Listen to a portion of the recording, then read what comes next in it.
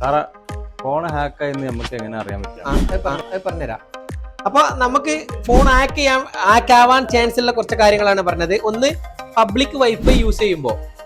Okay.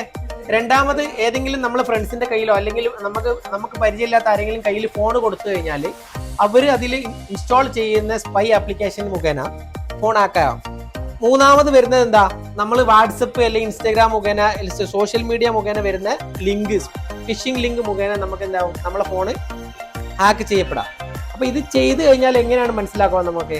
ഒന്നെങ്കിൽ set ഹീറ്റാവും, അല്ലെങ്കിൽ hang ഒക്കെ ആയിട്ട് ഇങ്ങനെ വരും. അത് ഫോണിന്റെ ഹാർഡ്വെയർ ഇഷ്യൂ അല്ലാത്ത രൂപത്തിൽ വരുമ്പോൾ. പിന്നെ നമുക്ക് മനസ്സിലാക്കുക, നമ്മൾ ക്യാമറ അല്ലെങ്കിൽ നമ്മളെ മൈക്കോ ആക്സസ് ചെയ്തിട്ടുണ്ടെന്നുണ്ടെങ്കിൽ നമ്മൾ ക്യാമറ ഓൺ ചെയ്യുന്ന ടൈമിൽ ക്യാമറ ഓൾറെഡി റണ്ണിംഗ് എന്നൊക്കെ വരുന്നത് കൂടുതൽ എന്താണ്, വേറെ ആരെങ്കിലും നമ്മളെ ക്യാമറ ആക്സസ് ചെയ്യുകയാണെങ്കിലാണ് ഇങ്ങനത്തെ പോപ്പ് മെസ്സേജ് ഒക്കെ വരിക. അല്ലെങ്കിൽ നമുക്ക് കോൾ വരുന്ന ടൈമിൽ